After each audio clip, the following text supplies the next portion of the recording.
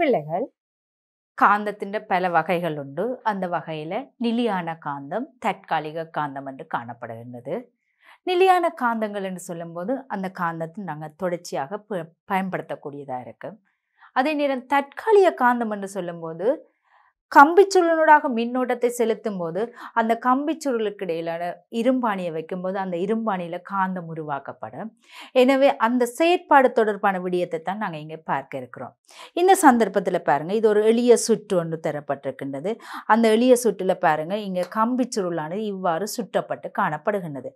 இந்த சந்தர்ப்பத்தில் இங்கே பாருங்கள், இதை நாங்கள் ஒரு மின்கலத்துடன் இணைத்திருக்கின்றோம்.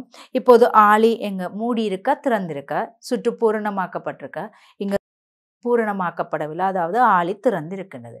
இந்த சந்தர்ப்பத்தில் பாருங்கள், இந்த சந்தர்ப்பத்தில் இந்த இரும்பாணியால் ஏதாவது இந்த குண்டூசிகள் கவரப்படுகின்றன. இங்கே தரப்பட்டது குண்டூசிகள், இது கவரப்படுகின்றதா பாருங்கள், இல்லை. காரணம், இந்த சுற்றினூடாக மின்னோட்டம் செல்லவில்லை, இங்கே ஆளி துண்டிக்கப்பட்டிருக்கு. எனவே இதில் காந்தம் இல்லை. அதே நேரம் இந்த இரும்பாணியிலையும் காந்தம் இருக்கா? இல்லை. இப்போது நாங்கள் ஆளியை மூடிய பின்பு என்ன மாற்றம் நடைபெறுது என்பதை பார்ப்போம். இப்போது பாருங்கள் என்ன நடைபெறுது என்று பார்ப்போம். இந்த சந்தர்ப்பத்தில் பாருங்கள் என்ன நடக்கின்றது. இங்கே பாருங்கள், என்ன மின்னை வழங்கும் போது இங்கே மின்னோட்டம் செல்லுகின்றது.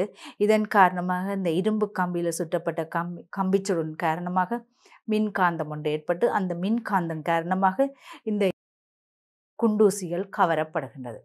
இப்போது ஆளி மூடி இருக்கப்படுகின்றது, மின் வழங்கப்படுகின்றது. இப்போது இந்த ஆளியை நாங்கள் திறப்போம். இந்த சந்தர்ப்பத்தில் என்ன நடைபெறுகின்றது பாருங்கள். ஆளியை திறந்த பின்பு என்ன நடந்தது? இங்கே மின்காந்தம் ஏற்பட்டிருக்கா? இல்லை. ஏன்?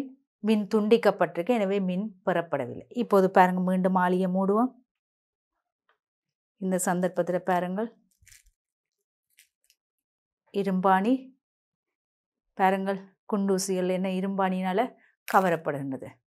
இப்போது ஆளியை துண்டிப்போம். பாருங்கள், ஆளியை துண்டிக்கப்படும் போது அனைத்து குண்டூசிகளும் கீழே விழுகின்றது.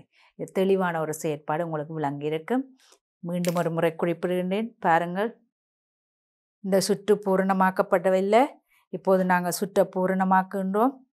பூரணமாக்கிய பின்பு இங்கே பாருங்கள், ஆணிகள் கவரப்படுகின்றது, அதாவது குண்டூசிகள் கவரப்படுகின்றது. இப்போது சுற்றை துண்டிப்போம். அந்த சந்தர்ப்பத்தில் பாருங்கள் என்ன செய்கின்றது? குண்டூசிகள் கீழ் நோக்கி விழுகின்றது. ஆகவே இந்த செயற்பாடிலிருந்து நீங்கள் என்ன கற்றுக்கொண்டீர்கள்? ஒரு கம்பிச்சுருளினூடாக நாங்கள் மின்னோட்டத்தை வழங்கும் போது காந்தம் உருவாக்கப்படுகிறது. அதே நேரம் மின்னோட்டத்தை துண்டிக்கப்படும் போது அங்கே காந்தம் அற்று போகின்றது. இதே மாதிரி இந்த சட்ட காந்தத்தை பார்ப்போம். இந்த சட்ட காந்தத்தில் பாருங்கள் என்ன செய்யப்படுகின்றது? கவரப்படுகின்றது. இதை நீங்கள் எவ்வளவு தரம் பாருங்கள், மீண்டும் கவரப்படுகின்றது. இதே நேரம் பாருங்கள், மீண்டும் கவரப்படும். ஆகவே பிள்ளைகள், இந்த செயற்பாடிலிருந்து நீங்கள் தெளிவான ஒரு விளக்கத்தை பெற்றிருப்பீங்க. இந்த சட்ட காந்தம் என்பது நிலையான காந்தம். அதே நேரத்தில் நாங்கள் இது தற்காலிகமான காந்தமாக உருவாக்க முடியும். அதாவது கம்பிச்சுருளின் கூடாக மின்னோட்டத்தை செலுத்தும் போது அங்கே காந்தம் உருவாக்கப்படும். அது தற்காலிக காந்தம் என்பது இச்செயற்பாட்டிலிருந்து கற்றிருப்பீர்கள்.